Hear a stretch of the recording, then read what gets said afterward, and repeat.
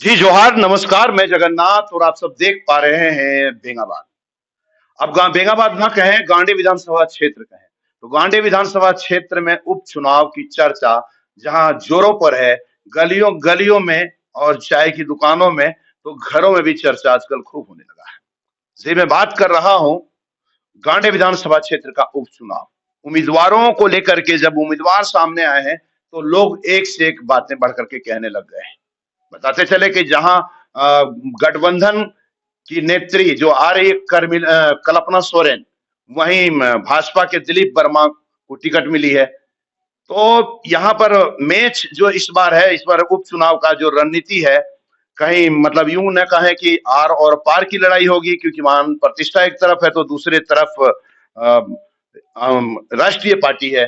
अब देखना यह है कि कौन बाजी मारता है। लेकिन इसी चर्चा के बीच में मुखिया मोहम्मद शमीम जो मुखिया संघ के अध्यक्ष हैं, साथ ही साथ जिला कांग्रेस कमेटी के उपाध्यक्ष भी हैं, तो इनका कहना था कि हम अपनी बातों को रखेंगे और जनता तक पहुंचाएंगे। आखिर क्या बात कहेंगे और कैसे जनता को पहुंचाएंगे, क्या जनता को संदेश देंगे और अपने आला कमान को, कांग्रेस कमेटी को या गठबंधन के नेताओं को क्या कहेंगे। जी बहुत बहुत आपका स्वागत है हमारे इस चैनल में।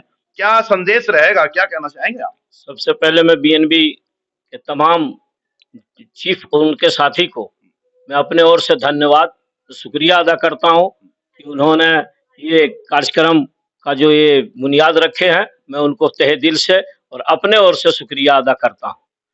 कहना ये है कि हमारे गांडी विधानसभा में हमारे नेता रहे सरफराज साहब, वो विधायक थे। उन्होंने बहुत सोच बूझ के और बहुत अच्छे एक डिसीजन लिए गांडी विधानसभा के लिए, और उन्होंने इस्तीफा दिया। और इस्तीफा देने के बाद वो राज्यसभा में चुनाव लड़े, राज्यसभा से जीत के वो राज्यसभा के सदस्य बने।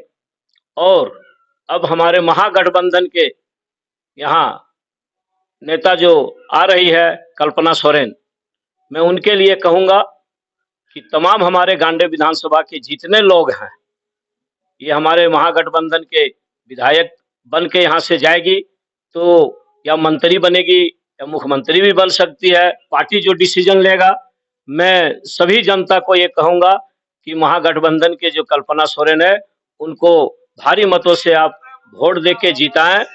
और हम लोग जैसे 95 में निर्दलीय से मैं गांडी विधानसभा से चुनाव लड़ा था, और चुनाव लड़के मैं देखा हूँ जब सरफराज साहब आ गए तो हमने छोड़ दिया। लेकिन मैं ये कहता हूं कि ज्यादा से ज्यादा हम लोग मेहनत करेंगे और उनके लिए काम करेंगे और उनको जिता के यहाँ से हम लोग झारखंड रांची भेजेंगे। तो 95 में आप विधानसभा चुनाव लड़े थे, फिर आपने प्रयास नहीं किया, कोशिश नहीं किया चुनाव? प्रयास हमारे नेता जब सरफराज साहब आ गए, तो उस टाइम सरफराज साहब थे, इस बार कौन है? अभी जो है महागठबंधन का जब हम कांग्रेस का एक कैडर है, तो कांग्रेस का आला कमान का जो आदेश है उसका पालन कर रहे हैं, और उसी का पालन करके जो विधानसभा में जिनका कैंडिडेट, हमारा महागठबंधन का जो कैंडिडेट है, उनको हम लोग जिताने का काम करेंगे। कैसे जिताने काम करेंगे? आपके सामने भी तो विपक्षी है जो राष्ट्रीय पार्टी है भाजपा, उसको हरा देंगे क्या? भाजपा गांडी विधानसभा में कोई ऐसा उनका सिर्फ जब से विधानसभा बना है तब से वो 2 बार ही जीता है। और 77 में एक बार लक्ष्मण जी जीते थे, फिर 95 में लक्ष्मण जी जीते जब हम लोग चुनाव लड़े। जयप्रकाश वर्मा भी तो जीते। जयप्रकाश वर्मा जीते। जब वोट हम लोगों का बढ़ता है तो बीजेपी जीतता है। और जब हम लोग का वोट, जैसे सालखन सोरेन 4 बार विधायक रहे गांडी विधानसभा से, तो जब 4 बार विधायक रहे तो मुस्लिम आदिवासी प्लस उनका जो अपना बेस वोट है वो मिला, तो 4 बार विधायक बने, बीजेपी हरती चल गए। और इस बार भी वही समीकरण बनने जा रहा है। जो 4 बार विधायक लक्ष्मण जी रहे, सालखन सोरेन रहे, 1 बार विधायक सरफराज साहब रहे उसी पार्टी से, कांग्रेस से भी 2 बार विधायक रहे गांडे से। तो हम लोग कहीं कमजोर नहीं हैं। हम लोग जब मिल जाएंगे, जो मेरा वोटर है, कांग्रेस का वोटर है, जेएमएम का वोटर है, माले का वोटर है, राजद का वोटर है, वो सब मिल के जब लड़ेंगे तो हम लोग जीत हासिल करेंगे और अच्छी वोट से जीत होगी। कौन होगा आपके सामने जो विपक्ष होगा, कौन होगा? जैसे अभी तो पता चल रहा है कि आजसू के जो है केंद्रीय महासचिव अर्जुन बैठा भी मैदान में है, और आपका ये भाजपा के दिलीप वर्मा भी है। किससे आपका मुकाबला होगा? काफी अंतर से मुकाबला तो होगा भाजपा से ही, हाँ। लेकिन काफी अंतर से होगा।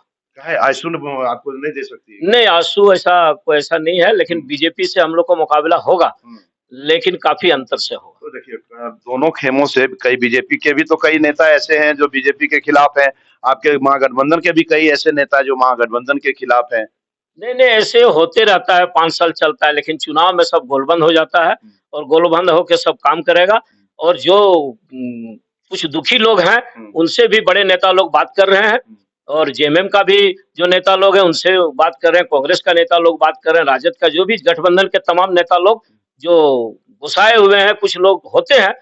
कई लोगों का ये शिकायत रहता है कि कल्पना सोरेन गांव तक नहीं जानती है, क्षेत्र का बारे में नहीं जानती है, तो वो क्या विकास करेगी, कैसे विकास करेगी? ऐसी बात नहीं है, जानेगी। अब जब आ गई, अभी तो फील्ड में घूमी है, और वो जब आएगी तो मैदान में जब आ गई है तो पूरे विधानसभा उनको घूमेगी और एक एक गांव जानेगी, और उनसे सब आदमी बात भी हो रहा है।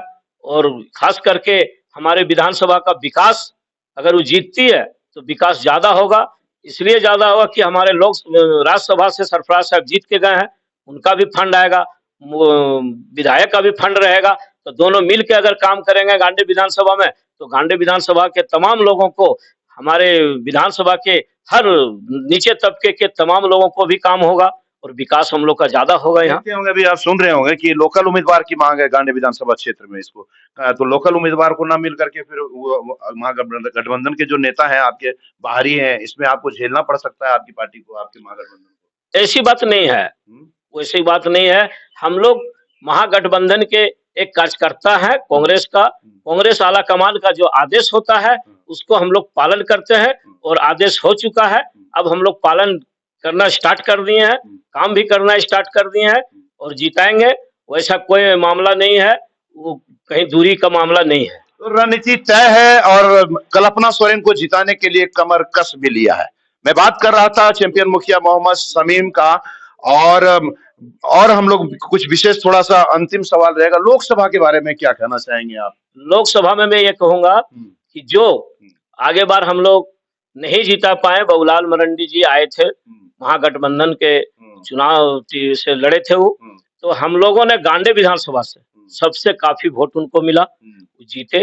लेकिन गांधी विधानसभा से बाबूलाल जी कहाँ जीते? जीते 91,000 वोट उनको मिला था गांधी विधानसभा से। अच्छा, हाँ, लोकसभा में इस बार क्या करने जा रहे हैं? इस बार हम लोग सबसे ज्यादा वोट देंगे महागठबंधन का जो भी कैंडिडेट आएंगे, या कांग्रेस का आएंगे, या तो माले आएंगे, या तो जेएमएम का आएंगे, जो भी महागठबंधन का जो भी कैंडिडेट आएंगे, हम लोग उसको ज्यादा से ज्यादा गांधी विधानसभा से वोट देके उनको विजय बना के यहाँ से लोकसभा से भेजेंगे। तो कहने का मतलब विधानसभा भी आपकी, लोकसभा भी आपकी? एकदम उसी का काम हम लोग करते हैं।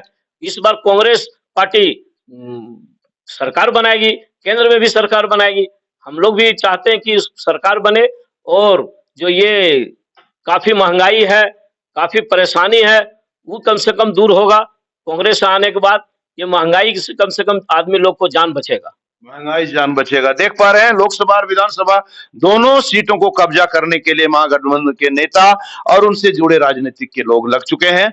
अब जरूरत है विपक्षी लोगों को भी, राष्ट्रीय पार्टी जिसे भाजपा कहते हैं, आजसू पार्टी जो क्षेत्रीय पार्टी है, वो लोग भी अपने अपने कमर कसने में जुटे हुए हैं। फिलहाल देखना यह है कि आने वाला वक्त ही बताएगा कि किसके दावे में कितना है दम। आप बने रहे बीएनबी के साथ, बने रहेंगे हम भी, और देखते रहे कब, कहां और कैसे दिखेगा, क्योंकि बीएनबी सच है तो बोलेगा। जय हो, जय हिंद, सत्य में जयते, वंदे मातरम, थैंक यू।